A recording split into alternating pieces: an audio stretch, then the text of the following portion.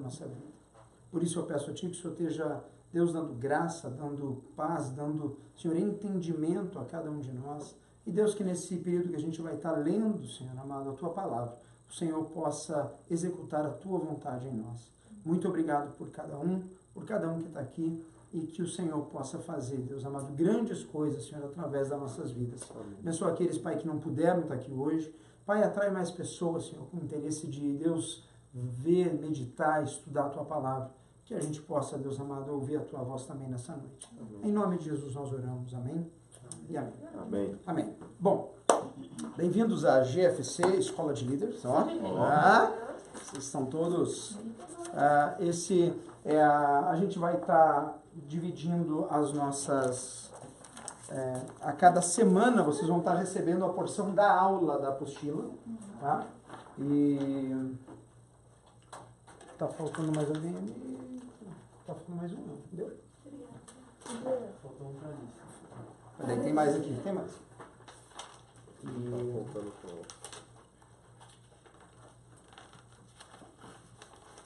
Eu tô faltando, na verdade, eu precisava de mais um computador. Mas eu pego aqui, pessoal. Pego o meu material aqui. Deixa eu abrir aqui o meu guia, porque... me deixou o iPad em casa.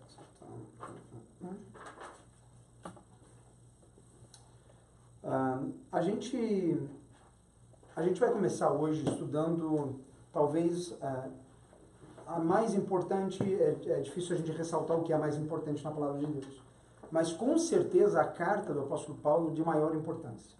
A carta aos Romanos, ela tem uma importância assim, fundamental para a gente entender muita coisa no que diz respeito à nossa vida espiritual, nossa vida cristã, naquilo que a gente acredita mesmo, né?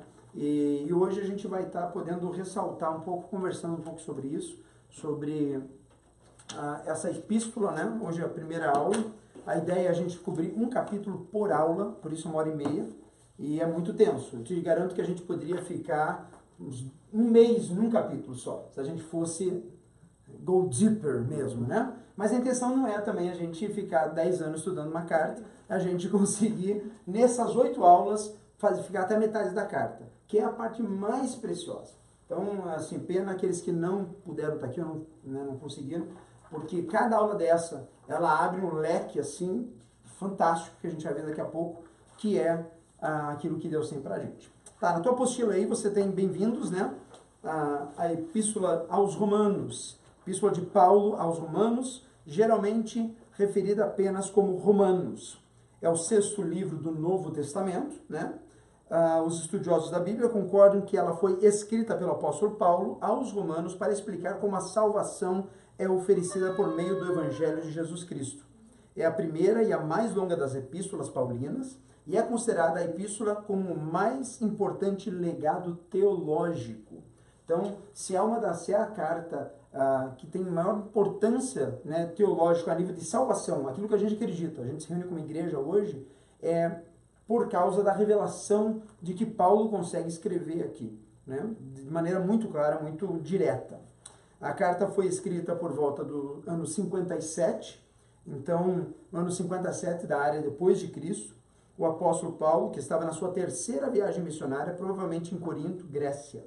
O autor era nascido em Tarso, na região da Sicília, está lá as referências bíblicas. Além de judeu, também tinha uma cidadania romana por local de nascimento. Então, Paulo era aquele que era brasileiro, né, filho de brasileiro, mas nascido aonde? Nos Estados Unidos. Então, a pessoa que está nessa condição, ela o quê? Ela é americana e ela também é brasileira. Paulo era assim. Ele era cidadão romano, império que dominava naquela época, e também ele era judeu, por causa dos seus pais.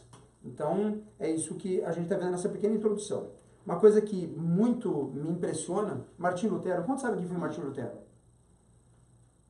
Martinho Lutero, um padre, né, do século XVI, ele foi o cara responsável pela revolução, né, protestante. Ele era um padre e ao ler Romanos, essa carta que a gente vai debulhar, até me arrepia só de falar. Ele só lendo as escrituras do Romanos, ele teve a revelação e ele não conseguiu simplesmente ficar quieto. Ele é o cara que vai na porta da sua igreja, né, em Gutenberg, e bota 95 teses, que é onde a igreja católica fazia completamente diferente do que a Bíblia estava ensinando. E ele compra a briga, né, ele compra a revelação. Por isso que tem aqui, ó, Martinho Lutero qualificou a carta de Paulo aos Romanos como mais importante peça do Novo Testamento. É o mais puro evangelho. Vale a pena para um cristão não somente memorizar palavra por palavra, mas também ocupar-se com ela diariamente, como se fosse o pão diário da alma. Então, gente, a gente está entrando hoje, está se dispondo, se colocando na mão de Deus hoje, para ler algo que foi escrito há quanto tempo atrás?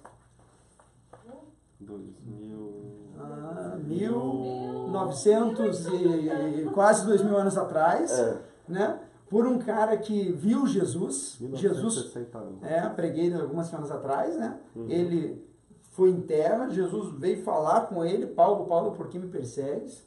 Ele vê Jesus, ele reconhece a voz, ele reconhece que Jesus era o Messias, e aí ele parte para a sua jornada, sua vida. E resultado, Carta aos Romanos é o nosso maior legado. Tá? Essa aqui é só a nossa introdução, página 2.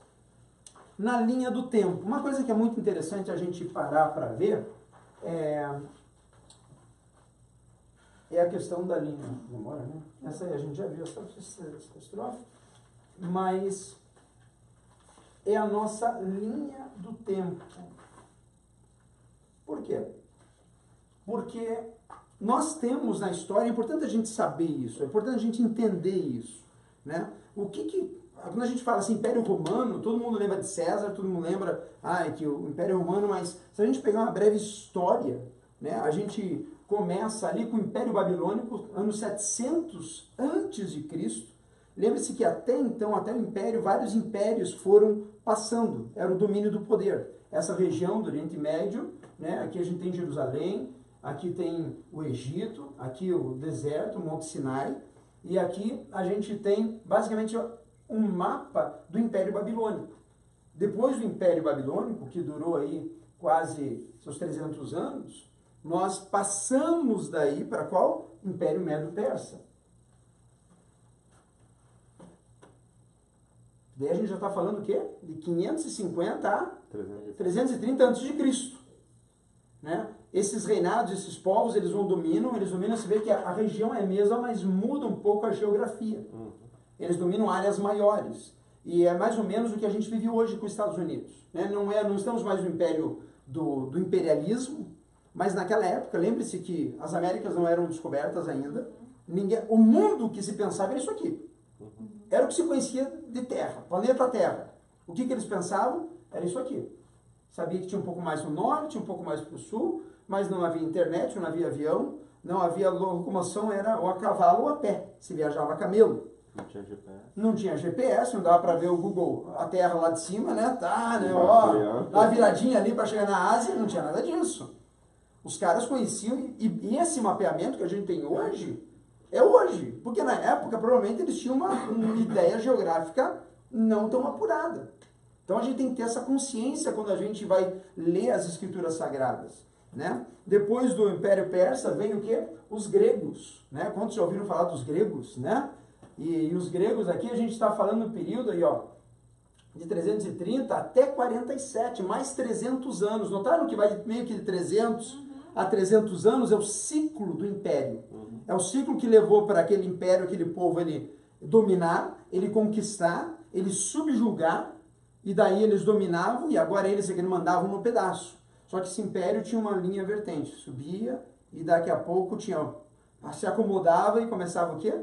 A cair. E aí outro povo, nesses décadas e décadas, eles começavam a se fortalecer, desenvolver técnicas, até que eles conseguiriam ir lá e guerrear contra o outro império e dominar.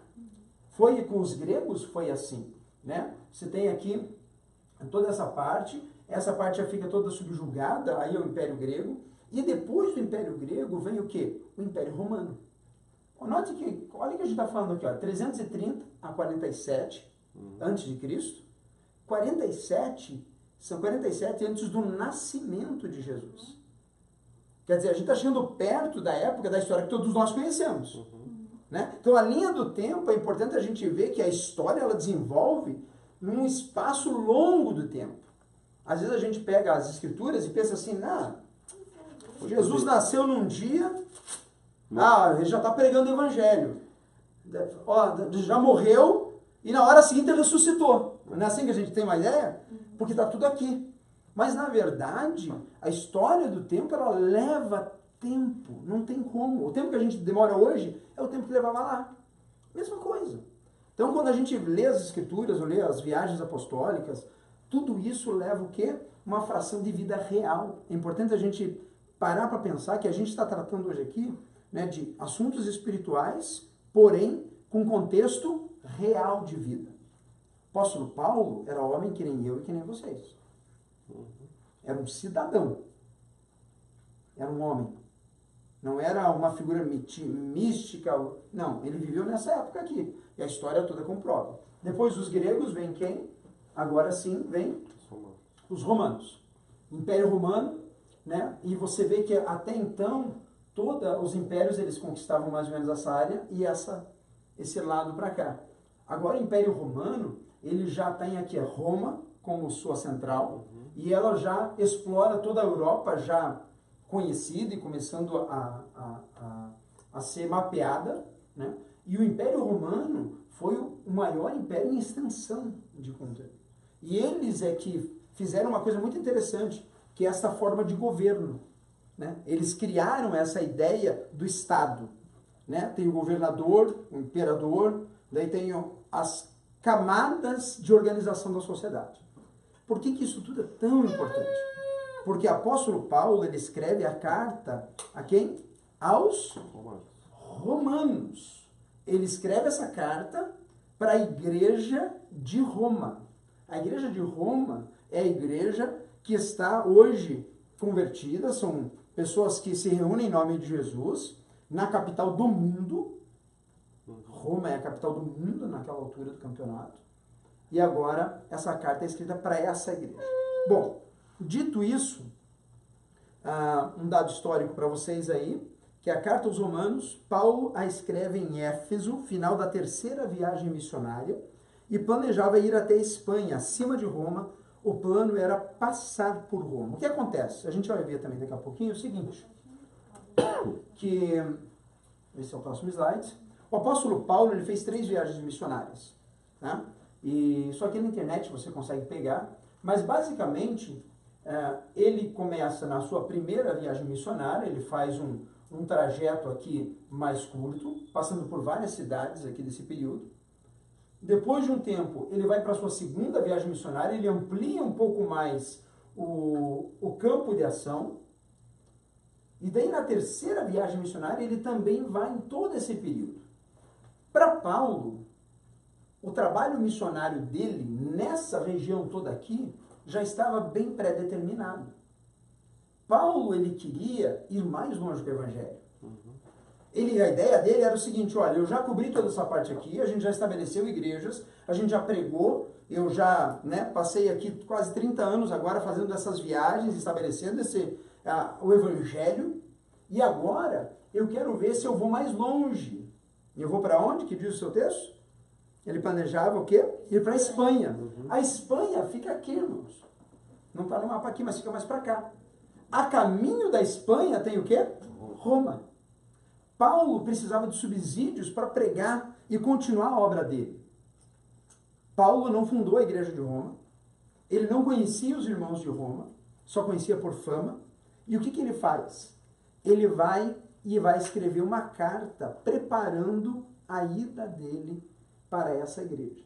Essa igreja era uma igreja que provavelmente nasceu depois do Pentecostes, com irmãos que se converteram e foram para Roma. A Bíblia não é clara em quem implantou aquela igreja. Alguns dizem que pode ter sido o apóstolo Pedro, mas não tem fontes firmes. Então, só que uma coisa era fato, a igreja de Roma era uma igreja muito forte. Era uma igreja assim que era muito ativa e estava fazendo uma revolução naquela cidade. Era formada por judeus, e era formada também por várias correntes, Imagine, pensa em Nova York. Né? Nova York só tem americano, sim ou não? Não. Tem o que em Nova York? Tudo. Tem de tudo. É igual São Paulo. É que nem São Paulo. Roma, mesma coisa. Roma era a grande capital. A galera queria ir para Roma. Era o quente da história. Uhum. E a igreja que estava lá começou a multiplicar e realmente fazer a obra de Deus. E a fama dessa igreja chegou nos lugares. Então Paulo agora, depois de todo esse feedback, a gente vai começar a ler o primeiro capítulo de Romanos. Você tem uma linha aí por divisão temática na sua apostila. Basicamente, o livro todo ele se divide nesses highlights da carta inteira, tá? Que é o pecado. Então a gente vai passar 3 aulas aqui falando sobre o pecado, porque o Paulo fala. Uhum. Ele vai descascar o ser humano, e a gente vai ver isso já começando hoje. Ele vai abrir o verbo. Ele vai falar sobre salvação, 2 capítulos, ele vai gastar falando sobre salvação. Santificação, mais 3 capítulos. E até aqui que a gente vai fechar nosso Romanos parte 1, né? Até o capítulo 8, que é o nosso plano. E depois ele vai falar sobre a soberania, o serviço e, o final, o futuro dele. Então, basicamente, vocês têm aí hoje uma divisão por temática da carta inteira. E depois vocês são mais convidados a ler isso aí em casa, passar, conferir. Mas hoje você já tem agora um mapeamento da carta de Romanos. Você sabe, eu vou pegar aqui capítulo 2. Você sabe que no capítulo 2, ele não vai estar falando sobre as bênçãos de Deus sobre a minha vida. Ele está falando sobre o quê? Sobre pecado, sobre a condição humana. Por que é importante a gente estudar a Bíblia? Deus fala comigo. Uhum. Ele abre lá, Romanos 2. Oh, Raça de víboras, né? Seus pecados. Nossa, né? não fala não, Nossa, senhor. meu Deus! Fala não. Não, mas a Bíblia inteira não é a Bíblia, é a palavra de Deus. Mas a Bíblia inteira, ela contesta, ela fugiu a palavra.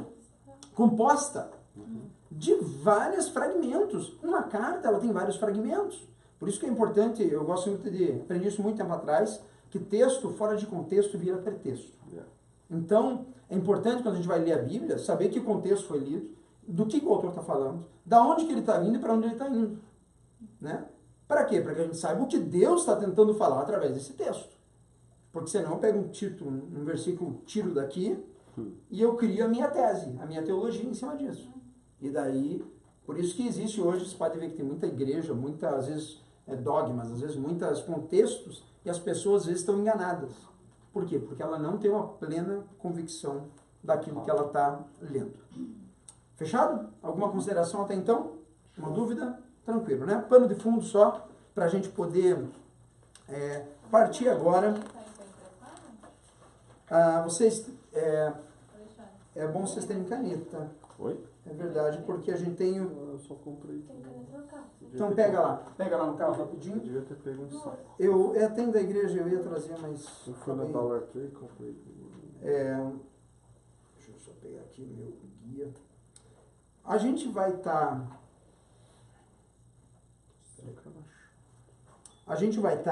lendo o primeiro capítulo, sistematicamente, parando em cada versículo e já fazendo um bom comentário sobre ele. Né? Deixa eu só abrir aqui meu telefone aqui, tá?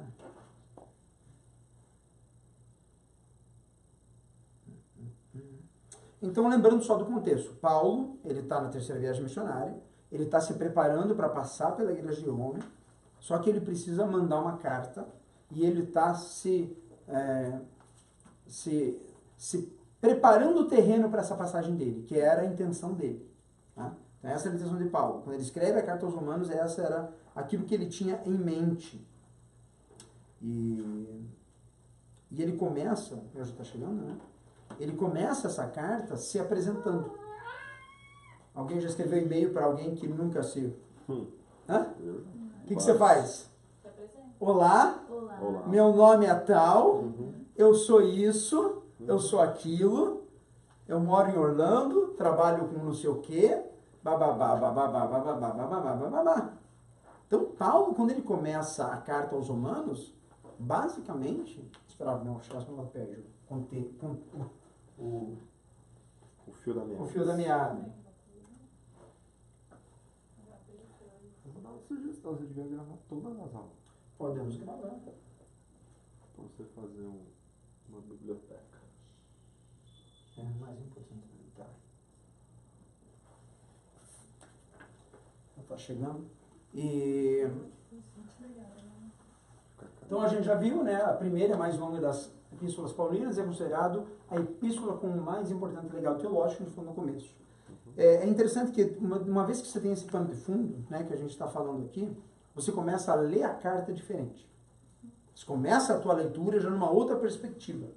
Né? Pensa num missionário, num homem que viu Jesus, no principal fundador de igreja do Novo Testamento. O cara que era o cara para pregar. Pelo simples fato, né, por todo o background que a gente vai vendo na casa também, mas pelo simples fato de que ele viu, ouviu o mestre. E é interessante que ele é o único apóstolo, até a gente vai ver na história que tinha os discípulos, né? E os discípulos, depois que Jesus subiu aos céus, eles foram plantar a igreja. E Paulo não era um dos 12. Né? Paulo foi o único que Jesus foi chamar ele no meio do caminho. E ele se intitulava apóstolo, por quê? Porque, tecnicamente, o apostolado era dos discípulos que andaram com Jesus, que ouviram o mestre. Achou, filho? Ah, é? Que andava com Jesus. Agora, Paulo, ele era o perseguidor da igreja. E Jesus encontra com ele. E o encontro é tão forte que agora ele começou o apostolado dele. E ele fala depois nas cartas que não foi nenhum homem que impôs as mãos e declarou que ele era. Não, o próprio Deus chamou ele para fazer isso. E ele se torna o principal autor do Novo Testamento. Bom, vamos lá. Versículo 1. É muito interessante essa divisão aqui, ó, que eu vou mostrar para vocês agora, que esse primeiro capítulo é basicamente dividido em duas partes, tá? Que é, primeiro, a apresentação, e depois ele vai falar sobre o que? A ira de Deus contra a humanidade. E lembra que a gente vê os 3 primeiros capítulos, ele vai falar sobre o pecado. Paulo, ele vai primeiro se apresentar, a gente vai ver agora, e depois ele vai falar sobre o porquê que Deus, na verdade, essa ira de Deus, ou esse abandono de Deus com a humanidade, por que precisava do Messias. Ups.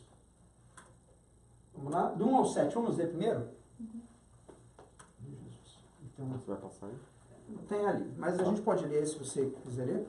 Vamos ler, ó. Paulo, servo de Jesus Cristo, chamado para ser apóstolo, separado para o Evangelho de Deus, o qual foi prometido por ele de antemão por meio dos seus profetas nas Escrituras Sagradas, acerca do seu filho, que, como homem, era descendente de Davi, e que, mediante o Espírito de Santidade, foi declarado Filho de Deus, com poder pela sua ressurreição dentre os mortos, Jesus Cristo, nosso Senhor.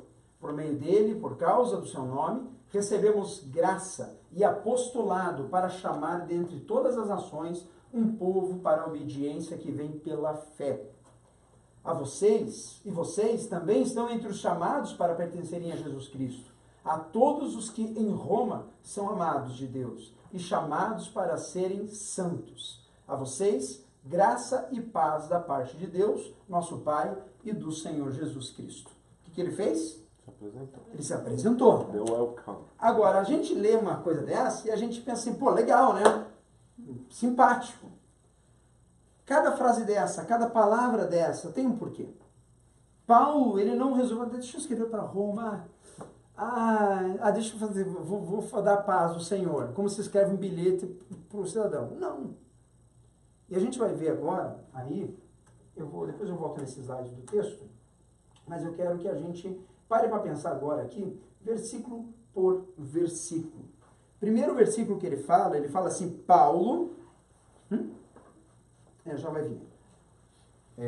Paulo, servo de Jesus. Servo Cristo Jesus. de Cristo Jesus. Chamado para o apóstolo. 2, versículo 2. O qual foi prometido por ele de antemão por meio dos seus profetas nas Escrituras Sagradas. Né? Primeiro ele se apresenta. Qual? Servo, chamado e separado por quem? Pelo próprio Cristo. Lembra o que a gente está falando? Ele não foi enviado por ninguém. O próprio Cristo, Jesus, apareceu para ele e fala, Saulo, por que me persegues? Ele fala, és tu, Senhor? És.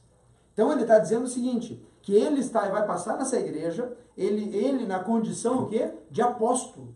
Alguém que o próprio Cristo chamou. Titulou. Eu não estou vindo aqui na minha cabeça. O próprio Cristo me chamou, né? Eu não estou inventando nada. Por quê? Versículo 2, ele fala assim, o qual foi prometido por ele de antemão, por meio dos seus profetas nas Escrituras Sagradas. O que ele está falando? Que Cristo não é uma coisa que Paulo está inventando na hora. Que Jesus é Filho de Deus. Jesus e Cristo, ele já está embutido aonde? No Velho Testamento. Ele não está vindo com uma nova teologia. Paulo, ele está falando assim, olha, eu estou vindo, quem me comissionou foi o Cristo. E lembre-se que existia muito naquela época os judeus que velavam aqui o Velho Testamento. Muitos judeus, a maioria deles, não reconheceram Cristo como Cristo, o Cordeiro de Deus. Tanto que o crucificaram. Né? Paulo, ele liga os dots, ele liga as correntes, e ele está falando agora assim, olha igreja, você que é convertida, vocês estão aí, eu estou indo, com um chamado pessoal, daquele que os profetas já haviam falado. Então ele já está dando o quê? Dando suplemento para ele, está dando o quê? Olha, eu sei do que eu estou falando, porque eu também conheço a lei. Eu não estou indo a troco de nada, né? Versículo 3, ele fala assim, acerca do seu filho, que como homem era descendente de Davi. Né? Então, o que ele está dizendo isso? Por quê? Porque o Messias seria o quê? Ele seria descendente, no Velho Testamento diz que seria descendente do rei Davi. Para quem não sabe, o rei Davi foi um grande rei de Israel. Né? Autor de Salmos, um homem, um guerreiro. Lembra da história de Davi e Golias? Que era o baixinho que derrotou o gigante.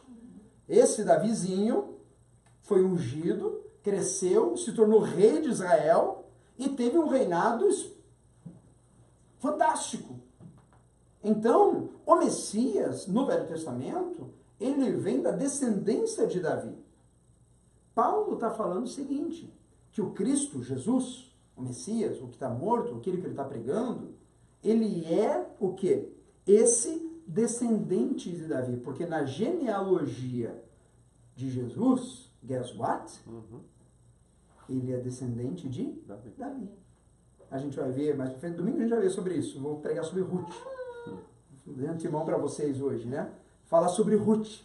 Né? Ruth, ela é a avó de Davi. E você vai vendo no meio da história que Deus vai desenhando a história.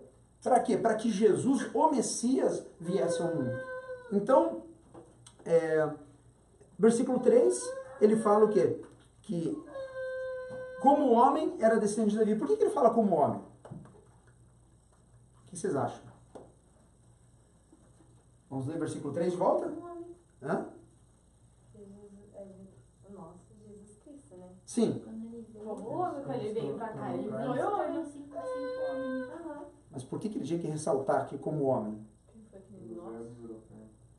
Porque como homem, ele era da descendência de Davi. Mas ele não era só homem. Ele era o quê? Deus encarnado. O Espírito Santo. E essa é a mensagem da graça. Essa é a mensagem do Evangelho. Paulo, ele defende essa tese. Não, olha, Cristo é o Filho de Deus. Ele é o Messias. Ele veio estabelecer o reino de Israel. Só que, para um bom judeu, Jesus foi bem sucedido ou mal sucedido? Mal sucedido. Por quê? Porque Jesus subiu aos céus, quem continuou governando? O Império Romano. Que história é essa que ganhamos? Não ganhamos nada.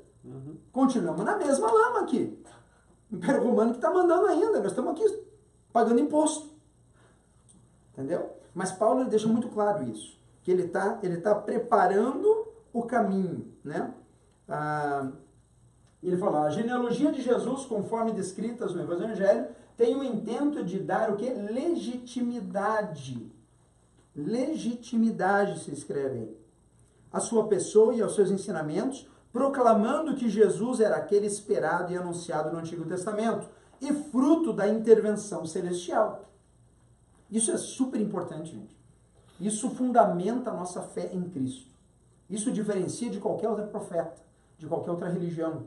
Porque Jesus era o Cristo, não era um filho de homem e mulher, ele é filho de uma mulher gerado pelo Espírito Santo de Deus. Paulo, ele está falando isso na carta. E por que ele está falando numa apresentação tudo isso? Intrinsecamente ali. Porque ele vai passar. E lembre-se que Paulo, nessa altura do campeonato, ele já estava bem confirmado, mas a fama dele era assim, ó, aquele que antes perseguia, agora prega o Evangelho. Então, ele ressalta bem isso. Versículo 4, vamos lá. E que mediante o Espírito de santidade foi declarado Filho de Deus com poder pela sua ressurreição dentre os mortos. Jesus Cristo, nosso Senhor. Interessante disso, ó. Jesus Cristo, nosso o quê? Senhor.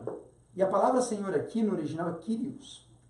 Essa mesma entonação que se dava ao imperador, ao rei, ao Senhor.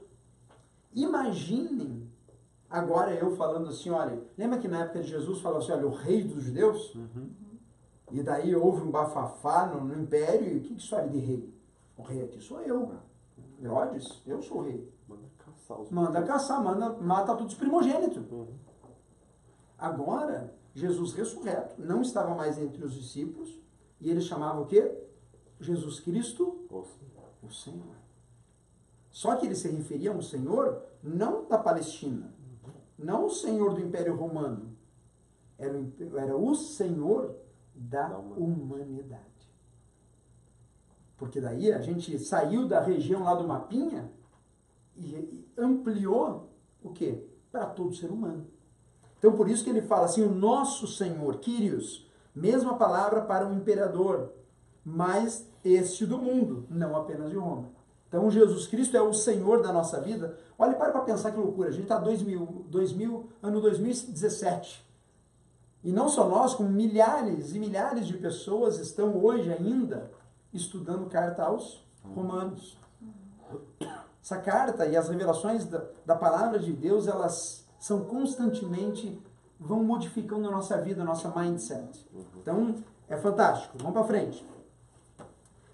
Versículo 5.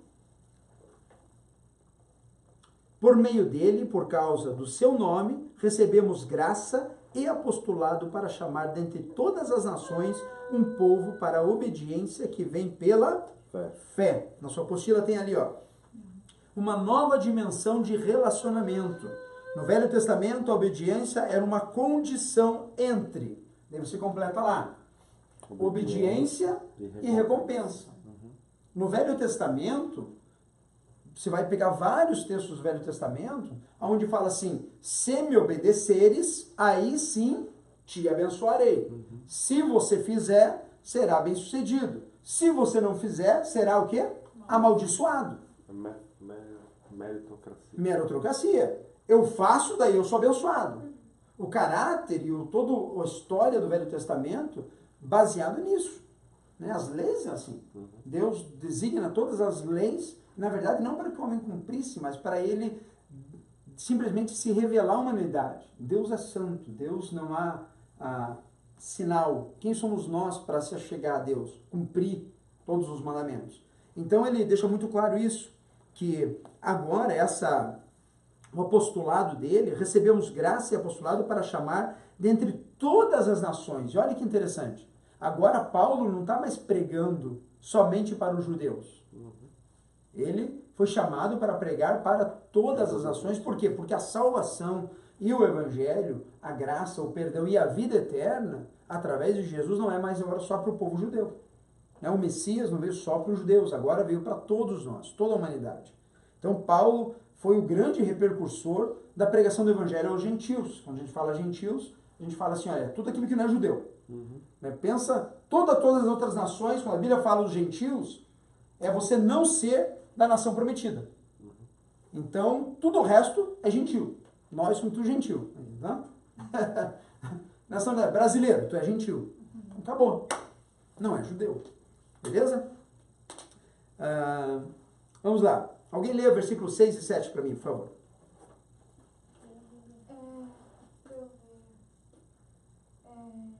E vocês também estão chamados para pertencerem a Jesus Cristo, A todos os que em Roma são amados de Deus e chamados para serem santos. A vocês a graça e paz da parte de Deus, nosso Pai, e do Senhor Jesus, nosso Cristo. Olha que interessante isso, gente. Ele está escrevendo para uma igreja que tem uma tradição judaica, mas ele fala o quê? A todos. E quando ele fala todos, ele não está falando assim, olha, todos os judeus. Todos. Lembra de Nova York? Aquela mistureba? Provavelmente a igreja de Roma já era uma mistureba. E agora Paulo, ele está declarando, ele falou assim, olha, o evangelho que eu estou pregando é para todo mundo. Não é só para uma elite, não é só para um determinado povo. É para todos. Por isso que ele deixa muito claro isso. Em Roma não havia só judeus, havia muitas, o quê? Etnias, escreve lá na tua apostila, representadas.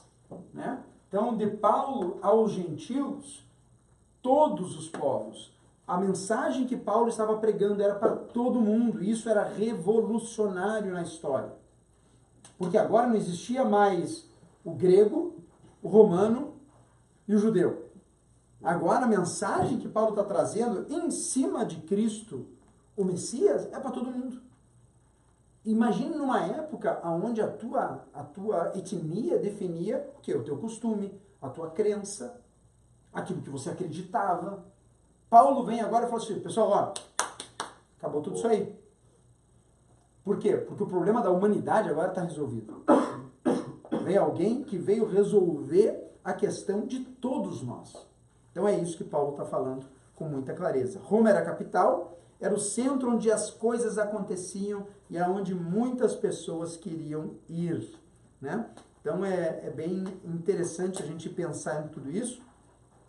E a gente fecha essa apresentação dele. Ele dá esse já pano de fundo. Vocês percebem que em 7 versículos, em poucos textos, ele já falou sobre o quê? Ele falou do seu chamado, ele falou da sua pregação que ele estava falando, ele estava já declarando que o evangelho, uma boa nova, era para todo mundo, e ele tinha sido comissionado pelo próprio Cristo. Né? Baseado no Velho Testamento. Porque Paulo, ele foi criado aos pés de Gamaliel. Ele era um judeu, ele já, na idade de 12 anos, ele já sabe o Torá todo, o decor, que é o Velho Testamento. Então, Paulo era o cara que ele sabia o que ele estava falando. Então, ali, a apresentação dele, a gente fecha aí com todas as nações. Um povo para a obediência que vem pela fé. Ele vai para frente aqui. Vamos lá. Vamos seguir. Versículo 8. Alguma pergunta até então, gente? Santo Espírito. O tempo corre, né? Vamos lá. Preciso que alguém leia para mim. Vamos voltar aqui. 8? Isso. Antes de tudo, sou grato ao meu Deus, mediante Jesus Cristo, por todos vocês, porque em todo o mundo está sendo anunciada a fé que vocês têm. 8. Até o 11. Até o 11. Deus, a quem sirvo de todo o coração, pregando o evangelho do seu Filho, é a minha testemunha de como sempre me lembro de vocês. Em minhas orações eu peço agora, finalmente, pela vontade de Deus, me seja aberto o caminho para que eu possa visitá-los. Anseio vê-los, a fim de compartilhar com vocês algum dom espiritual, para fortalecê-los. Amém. Olha, atenção. Então, o que Paulo começa a falar agora? Qual era o quê? O objetivo dele. O plano. Qual era o plano dele? Né? Qual que era a intenção dele? Né? Ele começa ali no versículo 8, né? Que a gente começou? Sim. Né? Antes de tudo, sou grato ao meu Deus, mediante Jesus Cristo, por todos vocês, porque em todo o mundo está sendo anunciada a fé que vocês têm. O que isso nos diz?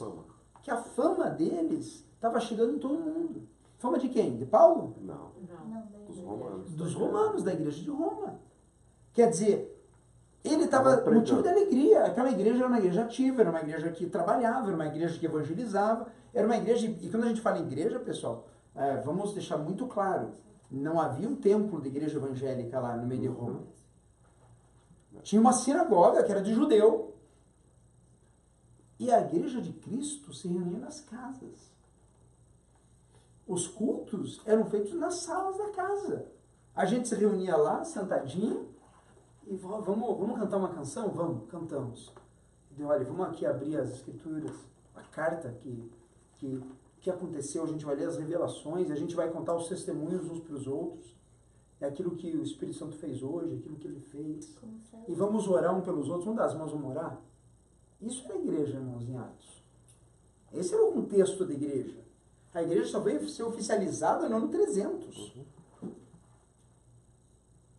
Até o ano 300, a igreja era marginalizada, ela era perseguida pelos judeus e não havia um templo cristão.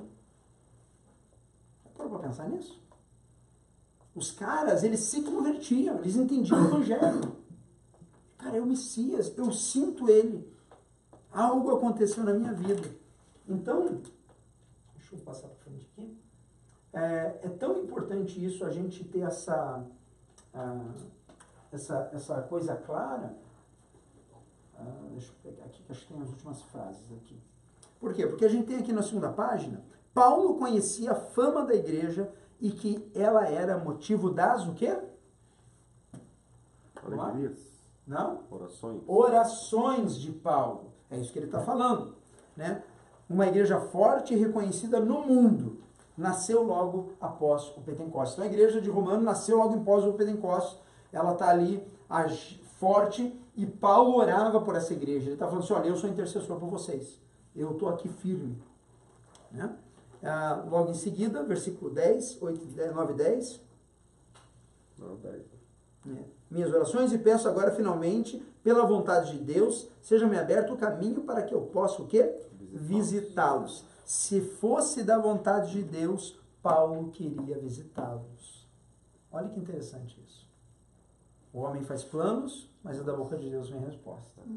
Quando for orar, não fale assim, olha, eu vou fazer aquilo, eu vou fazer aquele outro. Se for da vontade de Deus, eu vou fazer isso e vou fazer aquilo. Né? É interessante, né, que se parar para pensar, o plano de Paulo não foi bem sucedido. Paulo nunca chegou a fazer essa visita que ele está se propondo a fazer. Até Paulo fez planos que não foram cumpridos. Até Paulo... Não era da vontade de Deus. Não era da vontade de Deus.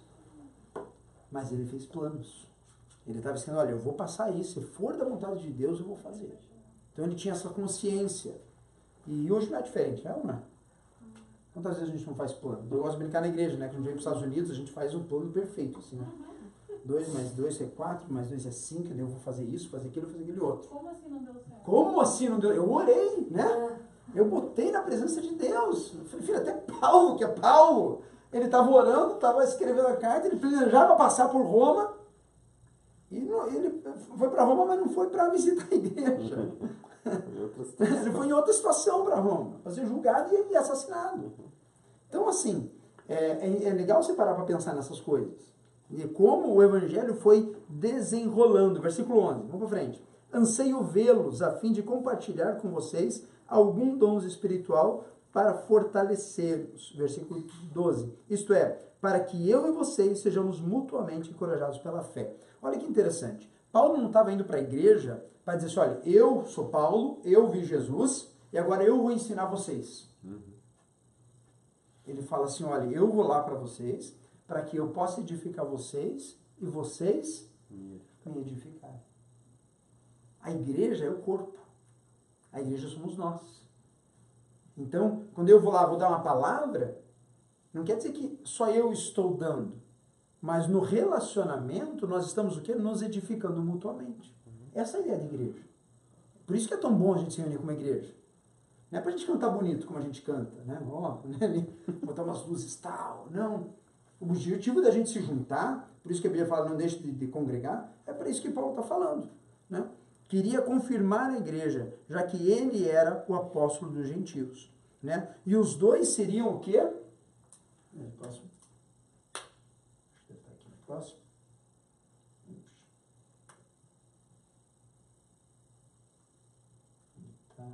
Os dois seriam abençoados. Paulo sabia da edificação mútua. Então, gente, Paulo ele vai nesse planejamento, ele vai correr, ele vai caminhar para lá, para que sejam os dois lados edificados. Versículo 13 diz assim: quero que vocês saibam, irmãos, que muitas vezes planejei visitá-los, mas fui impedido até agora. Meu propósito é colher algum fruto entre vocês, assim como tenho colhido entre os demais gentios. Não foi uma vez só, não. Não foi uma vez só. Você está triste porque você tem alguns planos que ainda não foram cumpridos, que mudou o schedule e tal, a coisa não chegou lá? Filho, é a vida. Nós somos chamados para andar no centro da vontade de Deus. E muitas vezes, Paulo falou assim, muitas vezes eu fiz plano de ir lá, mas eu fui o quê? Impedido. Ele não entra em detalhes. Ou faltou dinheiro, ou o cavalo que ele ia emprestado não deu, né? Ficou doente, morreu. Ou quem falou que ia ajudar. Ou quem falou que ia ajudar não ajudou. E ele falou assim, olha, eu estou escrevendo já porque eu quero o quê? Eu quero recolher um pouco dos frutos. Quem ele está falando aqui, gente? Oferta. Porque o plano dele era continuar a viagem missionária. Seguir de Roma. E ele sabia que a igreja de Roma era uma igreja generosa. Era uma igreja que fazia a obra de Deus. Então ele já se precaveu, ele manda toda a notícia, ele fala assim, olha, eu estou falando para vocês para que a gente se edifique e para que eu possa também colher os frutos. Os frutos para que a obra continuasse. Então é bem forte a gente parar para pensar que, primeiro, Paulo fez planos que não foram cumpridos. Isso acontece sempre, não é? Uma lição preciosa. Dependência de Deus sempre. Gente, não tem outro caminho. Não há outro jeito da gente viver uma vida cristã bem-sucedida a não ser na dependência total de Deus. É o melhor lugar para a gente estar. É o melhor lugar para a gente estar. Né? Vamos lá, vamos para frente. O tempo corre. Versículo 14 e 15. Alguém lê para mim, por favor. Sou devedor tanto a gregos como a bárbaros, tanto a sábios como a ignorantes. Por isso, estou disposto a pregar o evangelho tanto a vocês que estão em Roma. Continua? Pode ler o 16, tem o 17. Não me envergonho do evangelho. Não é porque o poder de Deus porque é o poder de Deus para a salvação de todo aquele que crê. Primeiro o judeu, depois do grego. Porque no evangelho é revelada a justiça de Deus, uma justiça que do princípio ao fim é pela fé. E como está escrito, o justo viverá pela fé. Amém. Na tua apostila aí, versículo 14 e 15. Se sentia um devedor? Percebe o que ele fala? Ele fala, sou devedor tanto a gregos como a bárbaros, tanto a sábios como a ignorantes. Por que ele sentia? Por quê? Porque Paulo ele conheceu a salvação. Ele se sentia um devedor de pregar o evangelho, de mostrar essa revelação, porque ele foi comissionado, foi chamado pelo próprio Cristo para pregar esse evangelho para aqueles que estão perdidos. Você já encontrou alguém que está precisando de Jesus? Claramente, assim? Você senta do lado do cara, o cara não fala, cara, esse cara precisa se converter, bicho. É só derrota, depressão, só fala bobagem, o cara está indo pro abismo. Você, cara, eu preciso dar um jeito de falar de Jesus para esse cara. Paulo se sentia assim 24/7, gente. Ele falou assim, eu me sinto devedor de todos. Por quê? Porque ele era aquele que mais condenava. E daqui a pouco ele faz o quê? Não, eu me sinto devedor desse evangelho. Ele tinha que correr atrás do que ele tinha feito. Exatamente. Cara, eu já matei tanto cristão, deixa eu fazer agora por onde, né? Ele falou assim, Deus o chamou para pregar aos gentios, devedor de Deus, já que ele foi levantado para isso. Né? Quando Deus te dá uma responsabilidade, a gente se sente devedor de Deus. Deus nos dá uma responsabilidade. A gente se sente devedor no bom sentido de Deus. Deus me deu a igreja. Você acha que eu posso um dia chegar para você e falar assim, a diretoria da igreja, domingo, às 5 da tarde, assim, pessoal, faz o culto lá que eu não estou sentindo de ir para a igreja hoje, não. Deus abençoe vocês. Eu tô com a vibe boa, né? Chegou visita hoje aqui, eu vou dar uma atenção para eles. I don't feel Avisa like... na segunda, pelo menos. O que você pensaria do outro lado? Sabe o que vai acontecer? Logo na sequência. Bebeu? E tem uma mensagem minha. Pessoal, chegou uma visita. Ninguém vai ver. Mas, cara, eu não consigo. Desculpa aí. Não é porque eu sou obrigado, não é porque eu preciso.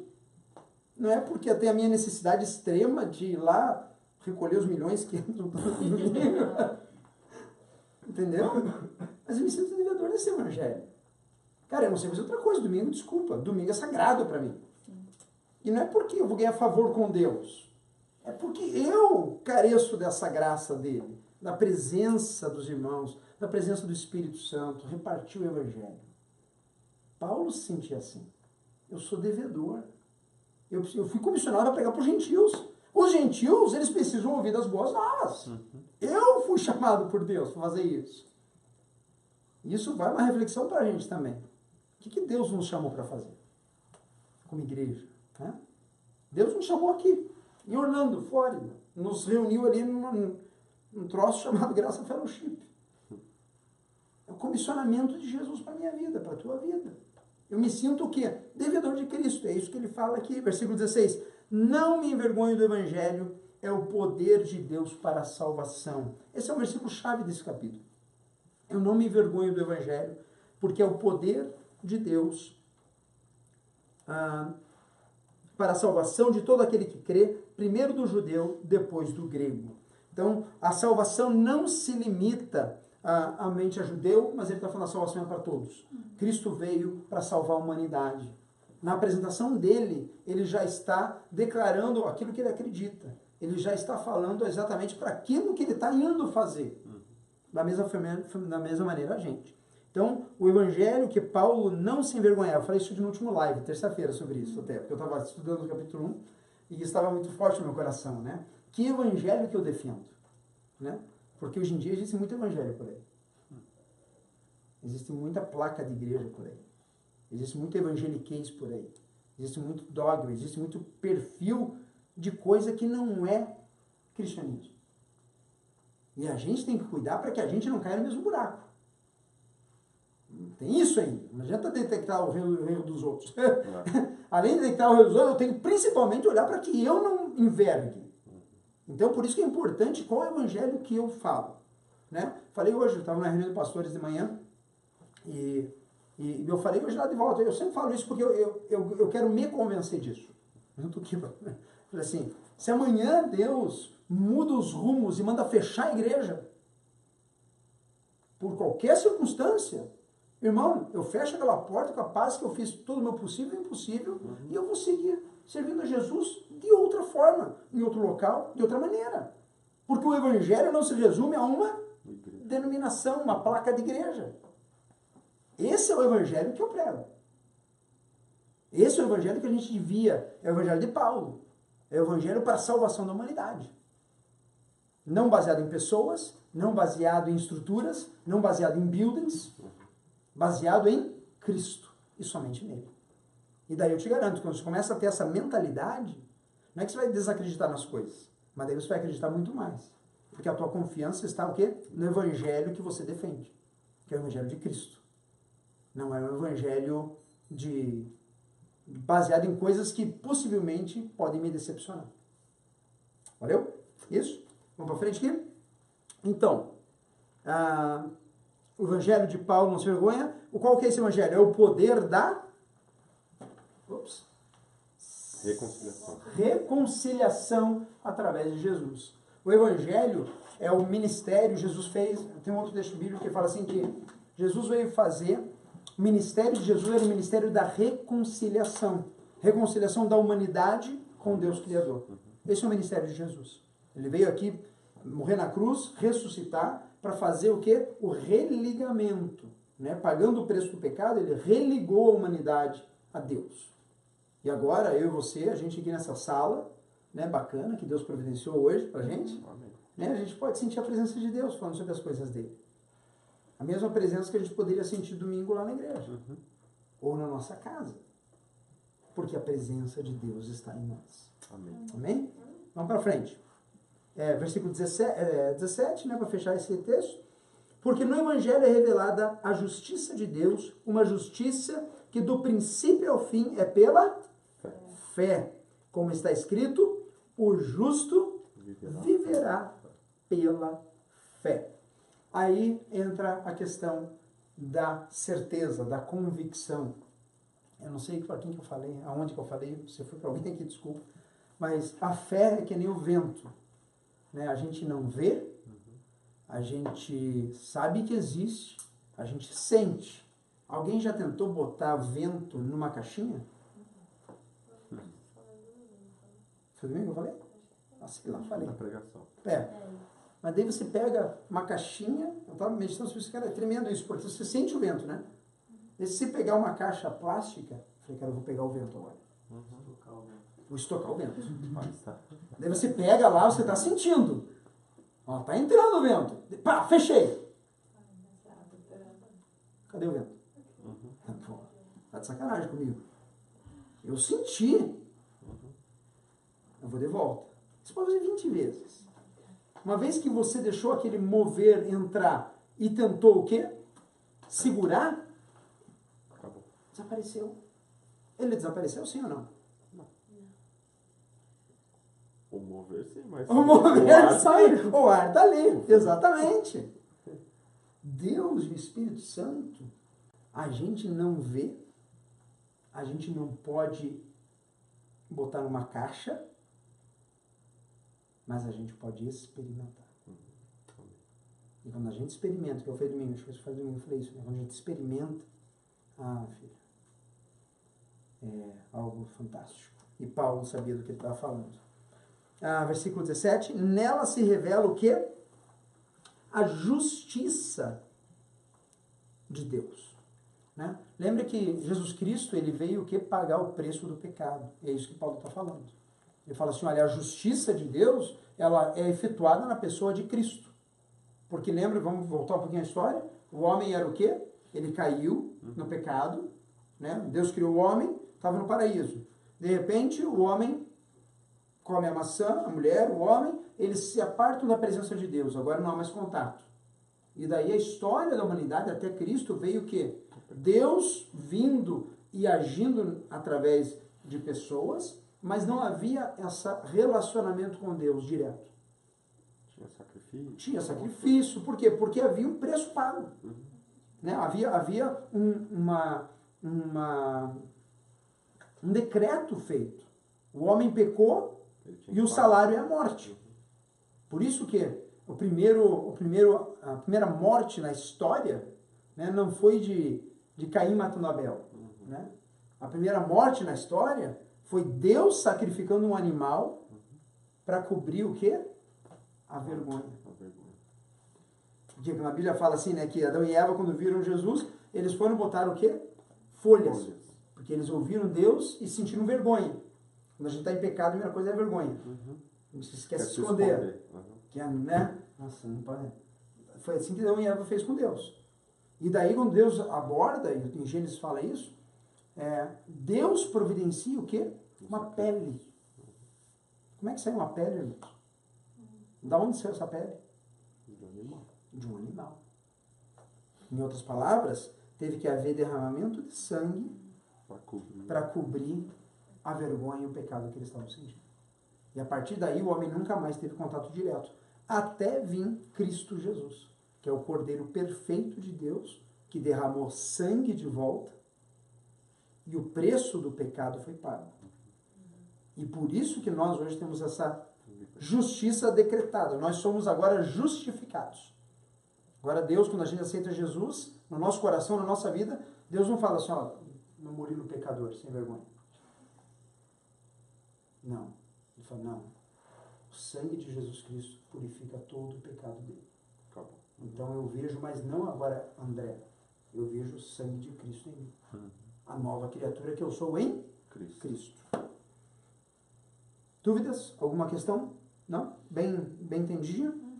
Bacana, vamos para frente. Nossa, vai ser pouco tempo. Vamos lá.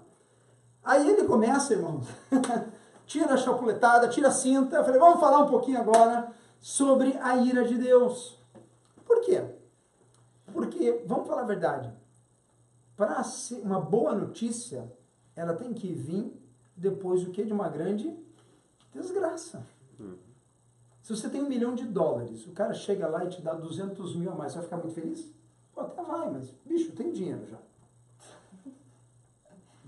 Não é? Se você está devendo 1 milhão... Não, mas assim, agora, se você tá lá, não tem $1 furado no bolso, e o cara chega lá e fala, tá aqui, ó, 5 milhões para você. Amém, Jesus. Receba. Cara, você começar a pular e você, nossa, é uma grande notícia, né? Por isso que a boa nova, e Paulo ele vai defender, por isso que a gente vai gastar 3 aulas aqui, também falando sobre pecado, sobre a maldade humana, e ele vai desenvolver esse raciocínio sobre a condição humana, longe de Deus. O porquê que a gente vê o mundo como está hoje aqui. Vamos lá, vamos tentar matar isso aqui ainda hoje. Os gentios precisam da salvação. Então, a mensagem de Paulo é isso, ele vai começar a criar uma tese para dizer assim, olha, por que eu preciso pregar o evangelho? Vamos lá, versículo 18. Alguém quer ir no banheiro? Quer tomar uma aguinha? Gente, o horário está apertadíssimo. Vai ter que... Deixa eu ver uma coisa aqui. Vamos lá, vai dar. 18 ao 20. Alguém pode ler para mim, por favor? Portanto, a ira de Deus é revelada dos céus contra toda a impiedade e injustiça dos homens que suprimem a verdade pela injustiça. Pois o que de Deus se pode conhecer é manifesto entre eles, porque Deus lhes manifestou.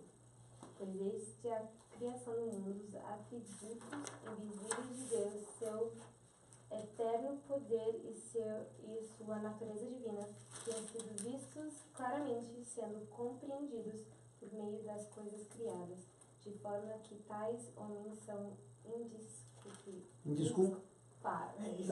Bom, o que Paulo está falando? Que Deus se revelou através do que? Da criação.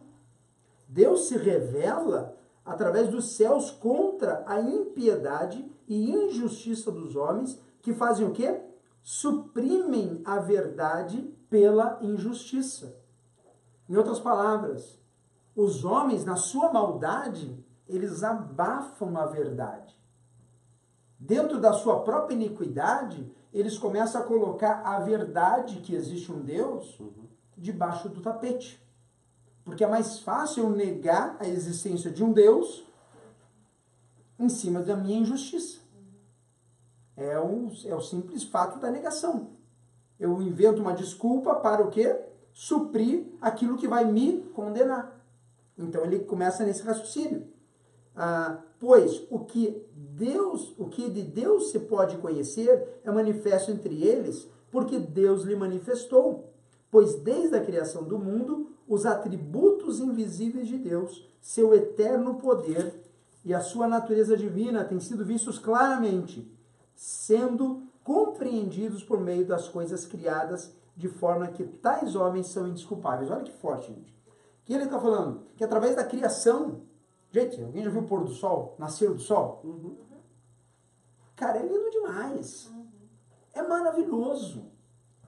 E Deus está falando assim, a Bíblia fala assim que a gente pode ver Deus através do quê? Da criação.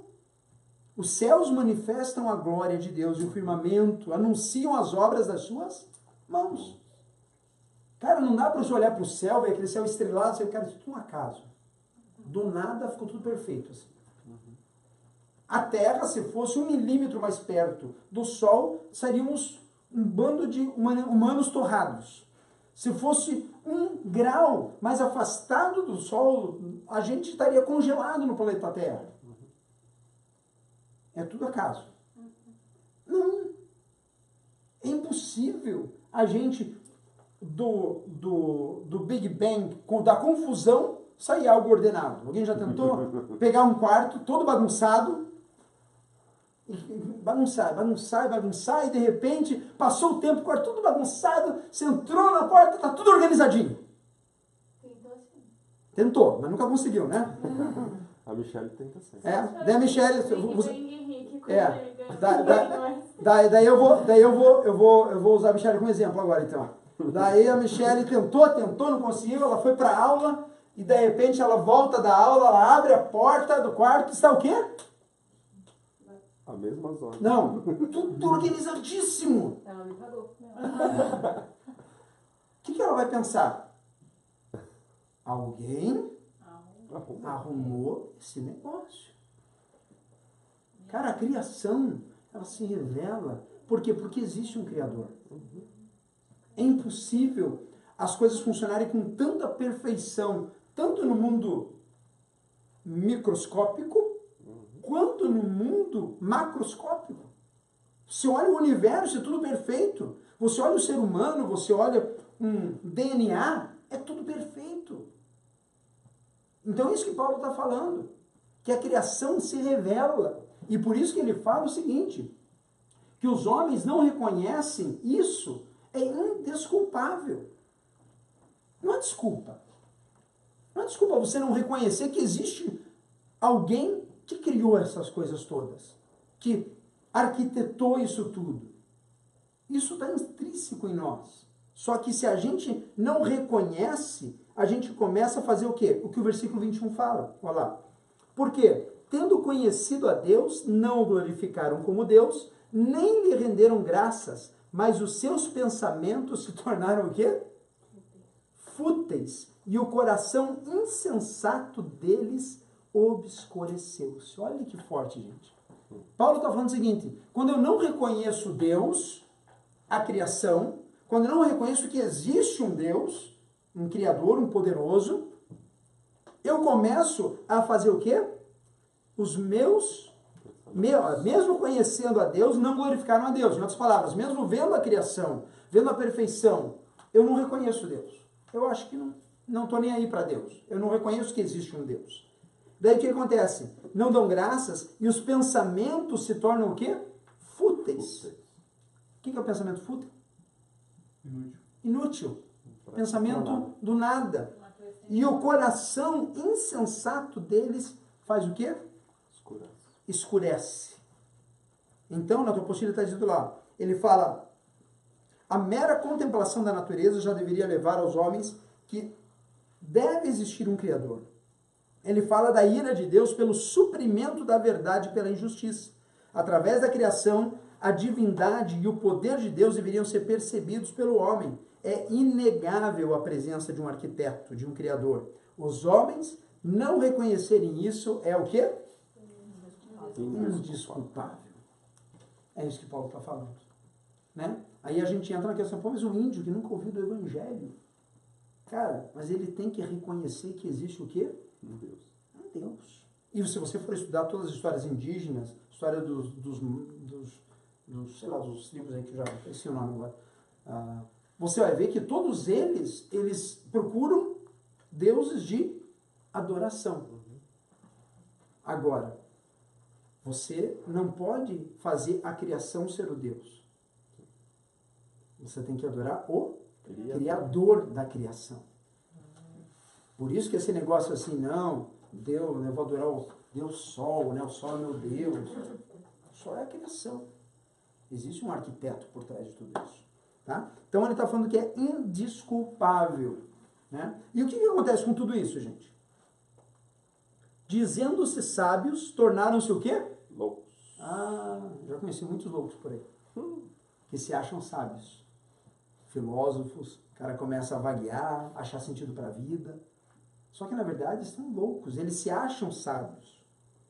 Dizendo-se sábios, tornaram-se loucos e trocaram a glória do Deus imortal por imagens feitas segundo a semelhança do homem mortal, bem como pássaros, quadrúpedes e répteis. Então, ele está dizendo isso aqui, que o homem fez deuses, né? Hoje, talvez na contextualização do nosso mundo ocidente aqui, você pode fazer Deus de um carro, por exemplo. Virar o teu Deus. Você adora aquilo lá. Você trabalha para fazer aquilo. Aquilo virou algo super valoroso na tua vida, acima do normal. Virou um Deus. E os homens, eles se entram nesse caminho quando estão longe de Deus. 24. Por isso, Deus os entregou. Aí entra uma coisa séria. A partir desse momento onde Deus, o homem não reconhece a Deus, o homem não reconhece a criação, e ele começa a andar nos seus pensamentos impuros, inúteis, e o coração obscurece, Paulo está falando assim, olha, agora Deus os entregou à impureza sexual, segundo os desejos pecaminosos do seu coração, para a degradação do seu corpo entre si. Trocaram a verdade de Deus pela mentira, e adoraram e serviram as coisas e seres criados, em lugar do Criador, que é bendito para sempre. Então, Deus os entregou aos seus próprios desejos, que está aqui, né? O pior castigo é Deus entregar os homens aos seus próprios desejos, a concupiscência pela rejeição dos homens a Deus. É como se Deus lavasse a mão. E Paulo lembra que ele está falando aqui, preparando o terreno para explicar o porquê que Jesus veio. A gente sempre tem que ter isso em mente. Não vai sair daqui achando, pô, mas Deus não gosta da humanidade. Não. Paulo está definindo uma tese. Ele está preparando o terreno, ele está falando o que aconteceu com a humanidade. Então, trocaram a verdade de Deus pela mentira. Né? 26. Por causa disso, Deus os entregou a paixões vergonhosas. Até as suas mulheres trocaram suas relações sexuais naturais por outras, contrárias à natureza. Da mesma forma, os homens também abandonaram as relações naturais com as mulheres e se inflamaram de paixão uns pelos outros. Começaram a cometer atos indecentes, homens com homens, e receberam em si mesmo o castigo merecido pela sua perfeição. Precisa ser mais claro? Não. O que você vai falar daí sobre homossexualismo e lesbianismo?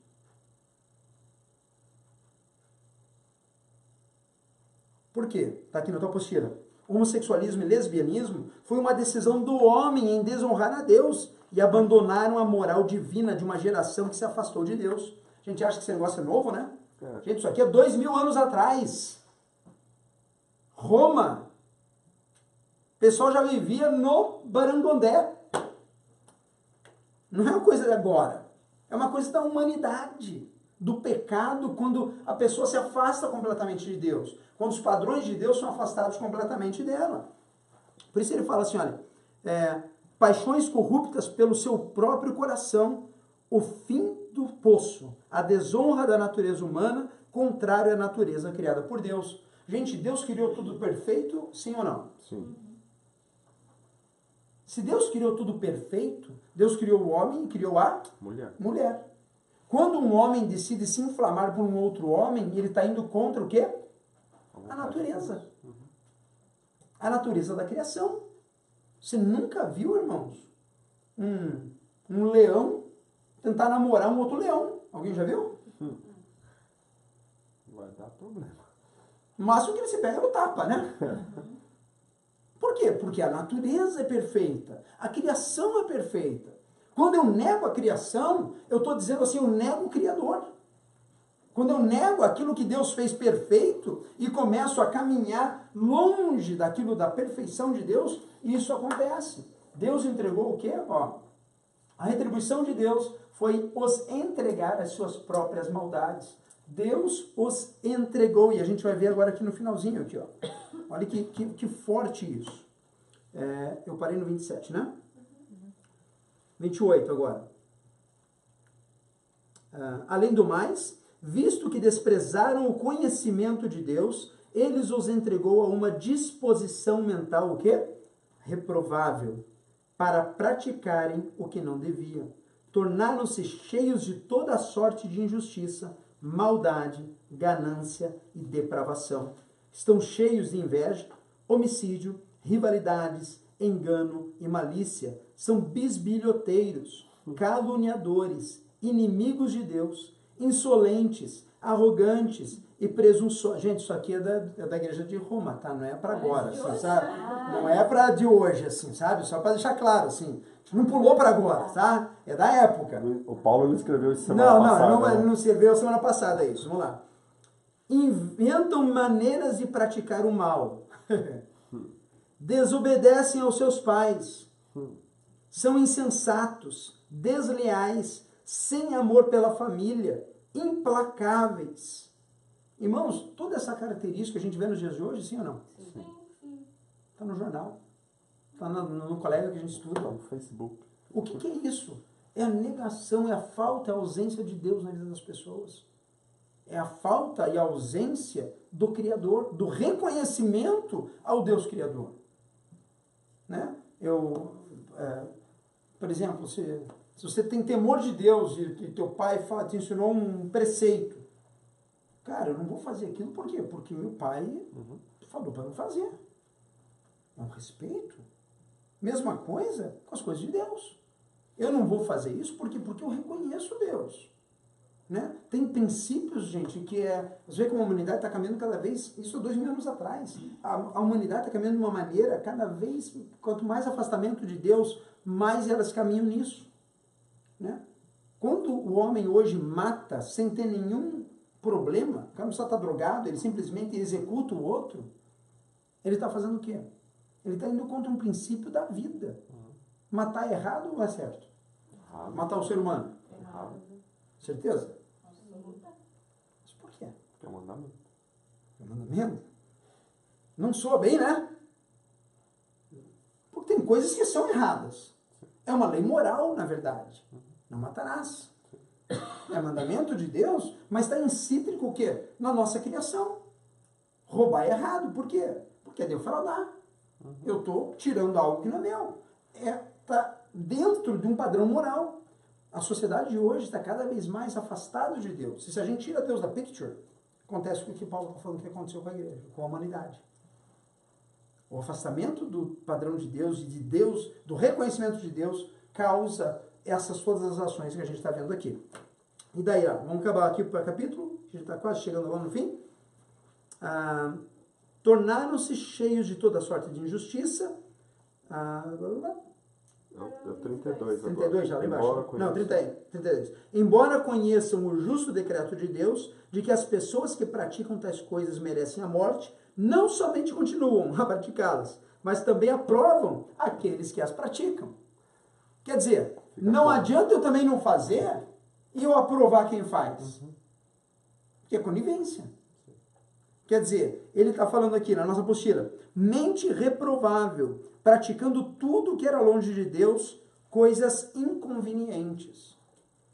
Versículo 29 de 1, a lista de 20 coisas que estavam acontecendo no mundo de Paulo. Não há desculpa para ninguém. Revelação.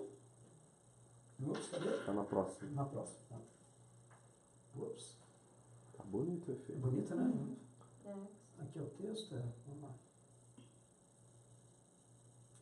Não há nenhuma desculpa para ninguém. Revelação natural, ao menos. Irmãos, tem coisas que é óbvio. O cara não precisa ser crente, o cara não precisa nem ter uma história evangélica.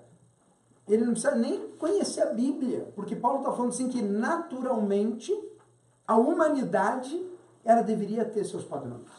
Mas a partir do momento que ela anda longe de Deus, ela começa a andar nas suas próprias escuridão do coração. Então ele fecha esse primeiro capítulo aqui, né, que na verdade a gente divide em capítulos, né, falando o quê? Sobre a condição humana. E é engraçado a gente ler esse texto todo aqui e a gente vê tudo isso aqui ainda hoje, sim ou não? Nossa, se ele escreveu naquele tempo, imagina hoje como seria. Então, eles não somente praticam, mas também aprovam. Por que a grande briga nos Estados Unidos, por exemplo, com relação à liberdade de pregação do Evangelho? Né? Até o governo passado, se você pregasse alguma coisa daqui, por exemplo, nos versículos que falam sobre homossexualismo, por exemplo, você estava quase arriscado a ser preso. No Brasil, assim, quase, né? Discriminação. Mas se eu sigo a Bíblia, como é que eu vou tirar um texto desse das Escrituras Sagradas? Vai arrancar a folha. Vamos pular o capítulo 1, gente. O capítulo 1 não é de Deus. Vamos pular porque vai ofender os outros. O Evangelho é agressivo na nossa vida. Porque o Evangelho ele revela a humanidade do jeito que ela é. E o Paulo, a gente vai gastar aqui mais 2 aulas falando, vocês podem ler em casa, eu sugiro que vocês leiam em casa também, né? Antes de vir para a classe da semana que vem. Mas Paulo, ele começa a abranger essa questão da humanidade, que agora, até então ele trabalhou o quê? No mundo natural, né? Pode ver que ele não falou de Moisés, ele não falou da lei dos judeus, ele está falando de questões o quê? Naturais. Não há ninguém na face da terra que seja desculpável de agir desta maneira, da qual ele descreve. Ah, mas tadinho, não cresceu na igreja, ele não sabe. É por isso que ele ela é assim ou ele é A própria assado. natureza em si, né? A Não precisa nem da natureza Bíblia. revela. Uhum. Ele devia ter essa revelação. Então, gente, fechando aí o nosso alvo da noite, a gente fecha com isso. Primeiro capítulo da carta aos Romanos, e vocês têm aí um detalhado step by step. Eu sugiro que vocês peguem isso, releiam em casa, remeditem disso em casa, e que vocês possam voltar semana que vem bem animados. Nossa. Vai ter prova? Não vai ter prova. Mas meu coração é que vocês absorvam cada verdade dessa. Porque se a gente conseguir, nessas 8 semanas, entender muito bem isso, muita clareza isso, cara, você nunca vai ter mais dúvida na tua fé. Você vai conseguir entender muito bem o que é Jesus, o porquê que a gente crê no Evangelho, por que a gente precisa de um Salvador. Porque a gente olha uma lista de 20 coisas dessa, né? Dá a impressão que são as piores pessoas do mundo, né? Só que a gente olha sempre o exterior. Mas se a gente for mais deep no nosso coração e na nossa mente, será que a gente não precisa de um Salvador mesmo? Muito precisa. Muito precisa. Muitas vezes a gente mata os outros, não a facada, mas na língua. Mata os outros.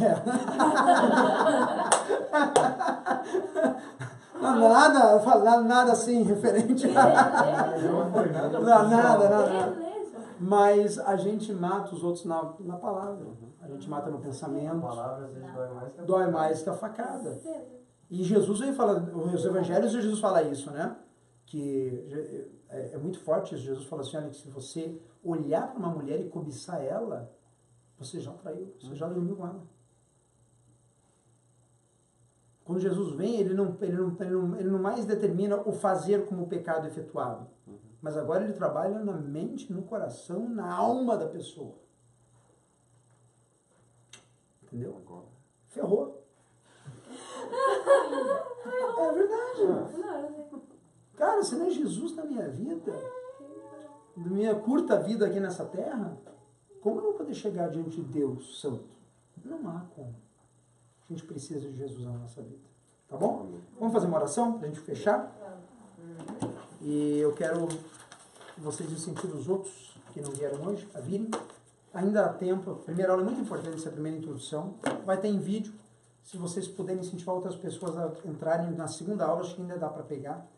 Mas é muito importante a gente ter isso no nosso coração. Isso é a base do Evangelho e da Graça. Tá bom? Pai, obrigado, Jesus, por essa noite. Obrigado por cada um que chegou aqui. Obrigado pela tua palavra, Pai. Pai, Deus entra profundamente na nossa vida. Obrigado, Pai, pelas revelações que tem nela. Que o Senhor, Pai, possa, nessa noite, Deus nos levar para casa, em paz, sãos e salvos. E Deus, que cada versículo desse, Pai, possa ecoar no nosso coração de uma maneira singular.